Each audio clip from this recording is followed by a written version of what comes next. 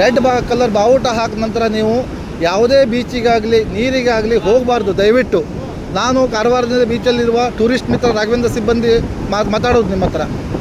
ಇದರಿಂದ ಜನರಿಗೆ ತಿಳ್ಕೊಳ್ಬೋದು ಏನಂದರೆ ತಮ್ಮ ಮಕ್ಕಳಿಗಾಗಲಿ ಇಲ್ಲಿ ನಾವು ಕೈ ಹಿಡ್ಕೊಂಡಿರ್ತೀವಿ, ಸ್ವಲ್ಪ ಸಮೀಪ ಹೋಗ್ತೀವಿ, ನಾವು ಸ್ವಲ್ಪ ಸಮೀಪ ಹೋಗ್ಬಿಡ್ತೀವಿ ಅಂತ ಹೇಳ್ತಾರೆ. ನಾವು ಎಷ್ಟು ಸಲ ಹೇಳಿದ್ರು ಜನ ಕೇಳಲ್ಲ.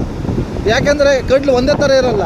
ನೋಡಿ ಕಡ್ಲು ಯಾವ ರೀತಿ ಬರ್ತಾ ಇದೆ, ಯಾವ ರೀತಿ ಕೊಚ್ಕೊಂಡು ಹೋಗ್ತದೆ ಜನರಿಗೆ. ಒಂದೊಂದು ಸಲ ಕಡ್ಲು ಹಿಂದಿಂದ ಬರ್ತದೆ, ಜನ ಅಲ್ಲಿ ಹೋಗಿ ನಿಂತ್ಕೊಳ್ತಾರೆ. ಒಂದೇ ಸಲ ಕಡ್ಲು ಮೇಲ್ಗಡೆನೇ ಬರ್ತದೆ, ಆವಾಗ ಕೊಚ್ಕೊಂಡು ಹೋಗಿಬಿಡ್ತಾರೆ. ಕೆಳಗಿಂದ ರಿಪ್ ಕರೆಂಟ್ ಇರುತ್ತೆ ಸಮುದ್ರಕ್ಕೆ. ಯಾವೊಬ್ಬ ಫಿಶರ್ಮ್ಯಾನ್ ಸುದ್ದ ನೀರಿಗೆ ಹೋಗಲ್ಲ ಈ ಟೈಮಿಗೆ.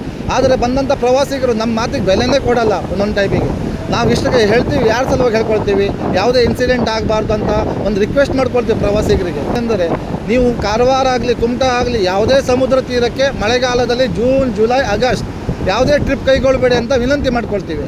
ಯಾಕೆಂದರೆ ನಿಮ್ಮ ಜೀವಕ್ಕೆ ಅಪಾಯ ಇದು. ದಯವಿಟ್ಟು ನಿಮ್ಮಲ್ಲಿ ಹೇಳ್ಕೊಳ್ತೀನಿ, ಟೂರಿಸ್ಟ್ ಮಿತ್ರನಾದ ರಾಘವೇಂದ್ರ ನಾಯ್ಕ್ ಸಿಬ್ಬಂದಿ ಕಾರವಾರದಿಂದ ನೀವು ಜೂನ್ ಜುಲೈ ಆಗಸ್ಟಲ್ಲಿ ನಿಮ್ಮದು ಯಾವುದೇ ಟ್ರಿಪ್ಪು ಬೀಚಿಗೆ ಹೋಗುವಂಥ ಟ್ರಿಪ್ಪನ್ನು ಕ್ಯಾನ್ಸಲ್ ಮಾಡಿ ಯಾವುದಾದ್ರು ದೇವಸ್ಥಾನ ಟೆಂಪಲಿಗೆ ಹೋಗಿ ಬನ್ನಿ. ದಯವಿಟ್ಟು ನಿಮ್ಮಲ್ಲಿ ವಿನಂತಿ ಮಾಡ್ಕೊಳ್ತೀನಿ.